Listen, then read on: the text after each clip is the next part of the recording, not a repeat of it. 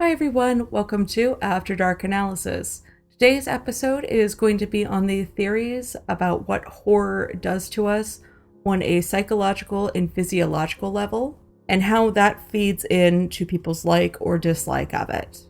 We are actually going to have to start all the way back with Aristotle. Well, yes, obviously Aristotle was not chilling out watching the new slasher. Scary literature did exist at the time, and he was more theorizing on people just seeming to like the idea of being scared. He theorized that horror and being scared was this purge of emotions that would lead to this catharsis and make people feel better. This is underscored by the excitation transfer theory by Dolph Zillman. The belief is the negative feelings we feel during a horror movie intensify the positive feelings we feel when it's done. There are a lot of differing theories as to why our brain does this and why this is.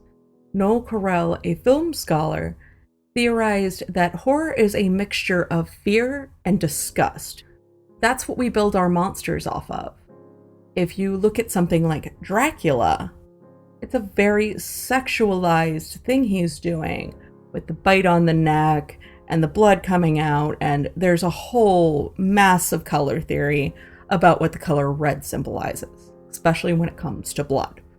So it's a way for people to kind of look at and deal with budding sexuality in a safer way. He theorizes this is because our id is using disgust to realize some deeper desire we have that it's trying to hide from the superego. So the id can just tell the superego, oh no, it's cool, we're just watching a movie. If you look at the makeup of most horror movie monsters, they have sharp teeth or snake-like appearances. These are predators that threatened our existence back when we were hunter-gatherers. While there isn't much need for it now, we still have those back brain triggers that trigger that fight or flight response. And fight or flight is exactly what it sounds like. You are either going to fight the big bad or you're going to run away from it. People that couldn't run fast enough or defeat it died and didn't pass on their genes. So even though we don't need it as much, our brain still likes to use it and uses horror as a trigger for it. This takes a serious turn when we look at human beings as monsters. Look at somebody like Hannibal Lecter. Had he not had that issue with wanting to kill and eat people, he would be the exact person you'd want in your inbox on Plenty of Fish. So while we've evolved and made the monster more intelligent, more cunning, it still taps into that primal, I don't want to die. Freud referred to this idea as the uncanny. Again, it's thoughts and desires that the id recognizes, but they're being suppressed by the superego. Carl Jung thought it was more of a collective subconscious. Look at things like shadows.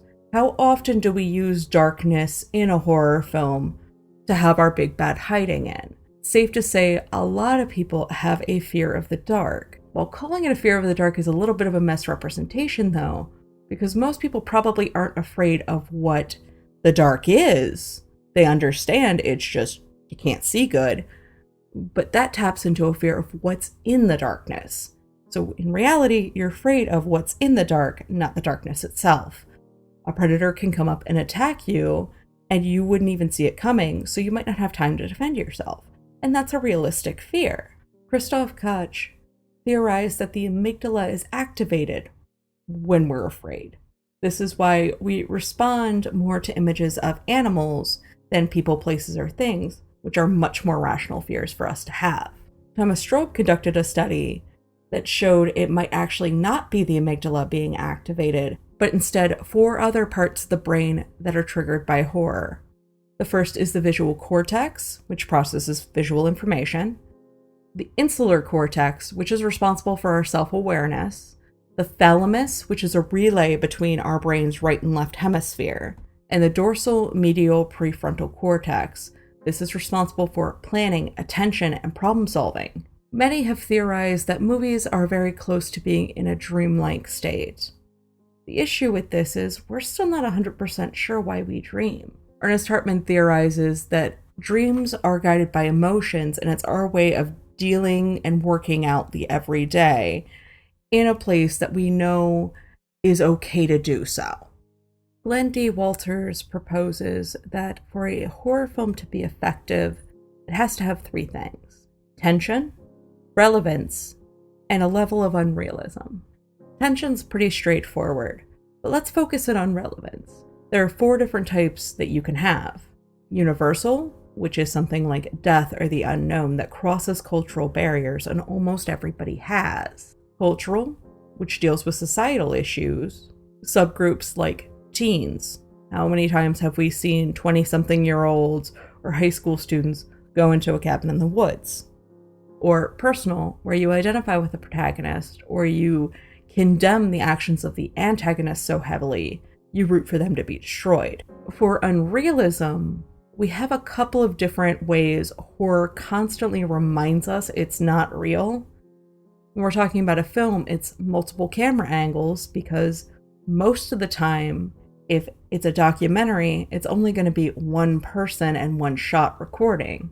This was shown in a study done in 1994 by Haight, Macaulay, and Rosen. They had a group of people watch violent documentaries, and they couldn't finish. But they could go see a horror movie and see much more atrocious acts performed on screen, because they knew it wasn't real. It was those camera angles, it's the soundtrack that backs films. Most people don't run around with a full orchestra behind them. There's also this sense of black humor, or very, very dark humor in horror films, where they break that tension for a storytelling element, but it's also a callback and a wink to the audience going, no, yeah, this isn't real.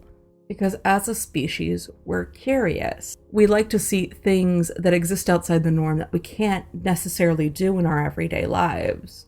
That's why you have people skydiving and roller coasters, and horror films are just a different end of that.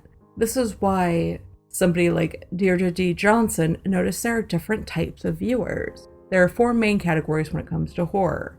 The gore watcher, which has low empathy, but they have high sensation seeking, and they identify with the killer. There is the thrill watcher, who has high empathy towards the characters, again high sensation seeking, but they identify with the intended victim. So they want to follow our hero through the destruction of the big bad. There's the independent watcher, who has high empathy and a positive outlook on the story, and the problem watcher, who has high empathy but doesn't think things are going to end that well. Like, our hero doesn't defeat the big bad.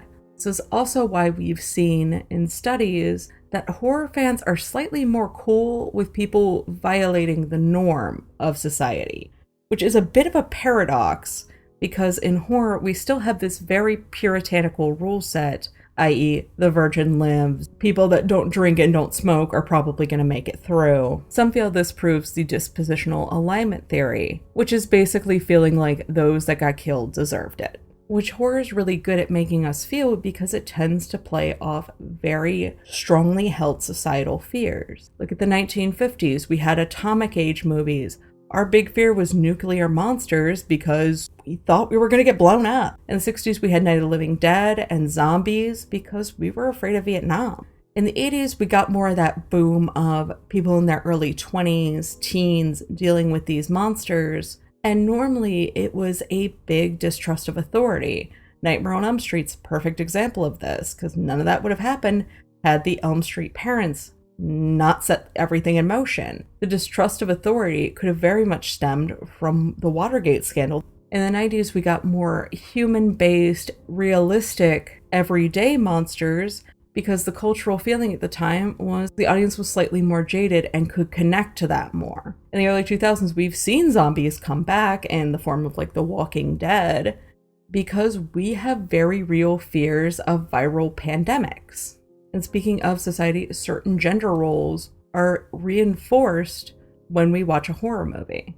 Researchers Zillman, Weaver, Mundorf, and Oss came up with the gender socialization theory, aka the snuggle theory.